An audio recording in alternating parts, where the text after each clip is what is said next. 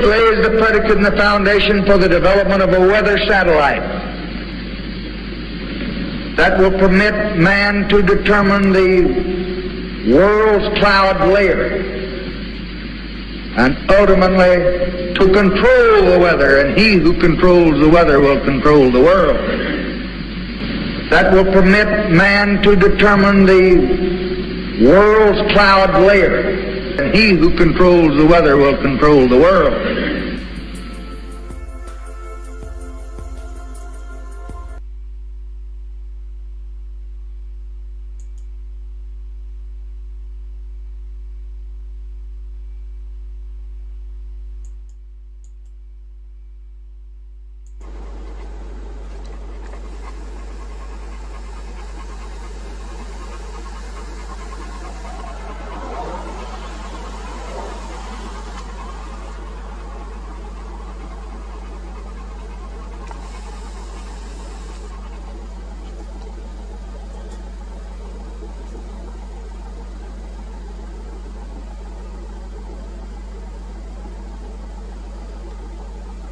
Ja, dette her er et videoopptak som jeg har tatt selv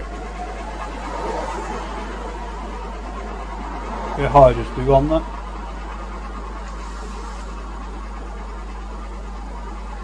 Hei, Jan Ståle. Jeg driver og tester ut litt her. Se hvordan det går. Det har ikke gått mange minuttene før at det dette her er ikke noe flink til, så det får bare sprer det blir. Så nå er jeg ved Stryken og tar bildet nordvestover. Eller tar video nordvestover.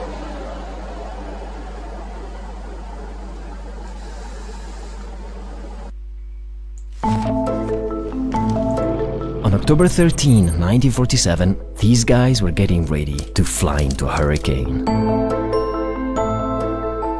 They were the team of Project Cirrus, a then classified effort by the US Army to learn more about the weather. The team was led by Vincent J. Sheffer, who the previous year had discovered a method to modify clouds in his lab. Sheffer was ready to test his theories on an actual hurricane. And not just any hurricane. The storm was enormous. They named it Hurricane King, and he left southern Florida submerged under 6 feet of water. But more importantly, it was heading out to sea. This gave the team the perfect chance to test their theories in the real world safely. Or at least, that's what they thought. If they were successful, they would usher humanity into a new era in which not even the sky is the limit. Or commit an immodesty of planetary scale. Today we call their method cloud seeding, and its popularity is bound to grow. It could stop droughts, help fight wildfires, and prevent crop-destroying hail. So, how did their mission go? And can we really make it rain?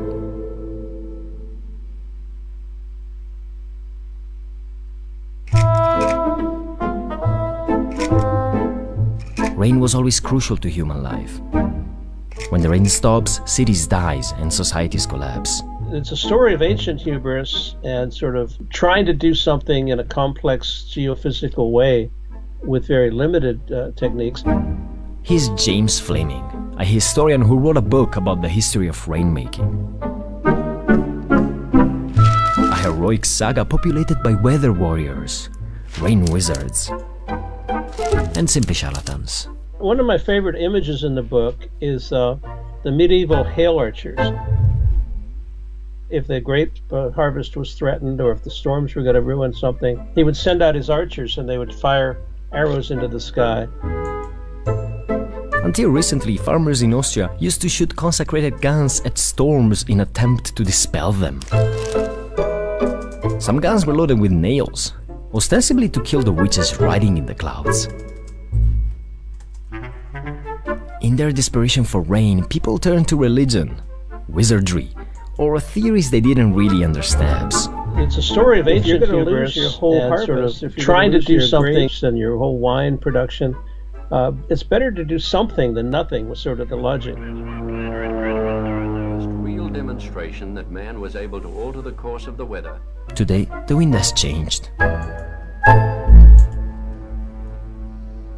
In our study, we showed that actually cloud seeding works, and we also showed that we can produce measurable precipitation from cloud seeding.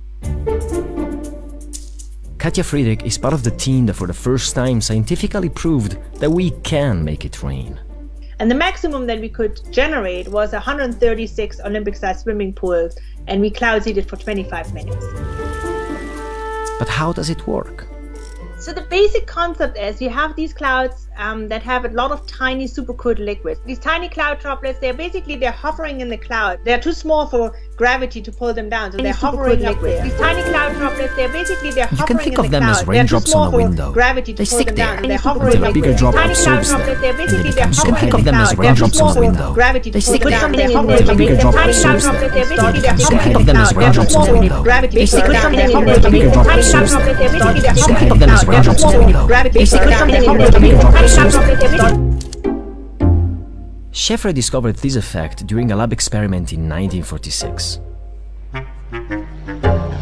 Armed with this breakthrough, the team directed 3 planes right into Hurricane King. They dropped 36 kilos of dry ice into their storm. Their report claimed there was a modification in the clouds that had been seeded. And boy, it hit the headlines. Newspapers hailed the hurricane-busting team. But despite their claims of success, it wasn't clear how the technique could be used.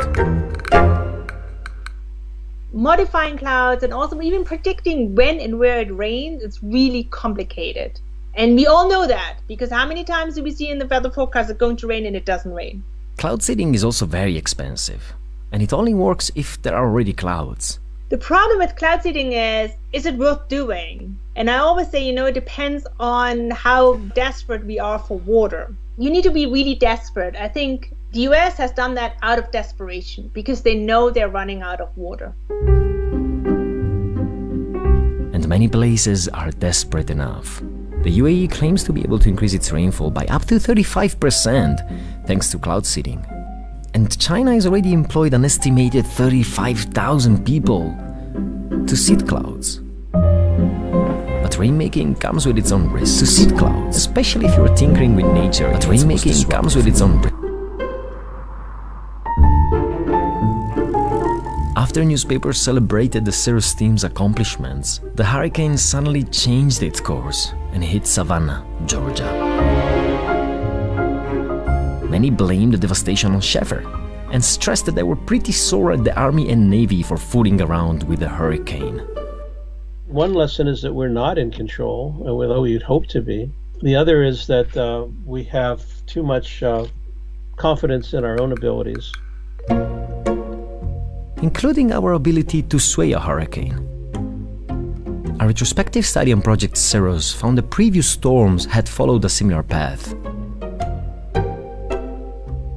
Wind currents and not cloud seeding had likely caused the storm to veer. Wind currents and not cloud seeding had likely caused this points the to a storm larger to problem. veer Wind some currents airspace. and not cloud seeding One that has to had be likely This caused points the to a storm larger to problem. wind Some currents airspace. and not cloud seeding One that has to be likely This points to a larger Wind problem. Wind currents currents and not cloud seeding One that has to be likely This points to a larger problem. Wind currents and not cloud seeding One that has to be likely This points to a larger problem. Wind currents and not cloud seeding One that has to be likely This points to a larger problem. Wind currents and not cloud seeding This points to a larger problem. Wind currents and not cloud seeding This points to a larger problem. Wind currents and not cloud seeding This points to a larger problem. Wind currents and not cloud seeding Overt effort to control the weather. So we're gonna go outside and see if the snow is fake. For example, after a snowstorm struck Texas in February, baseless conspiracy theories blamed it on cloud seeding. Thank you, Bill Gates, for trying to fucking trick us that this is real snow.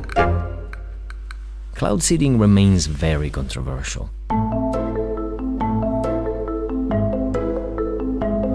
Tinkering with Mother Nature was not something to be taken lightly. People should not be playing God. This is not just the solution to everything.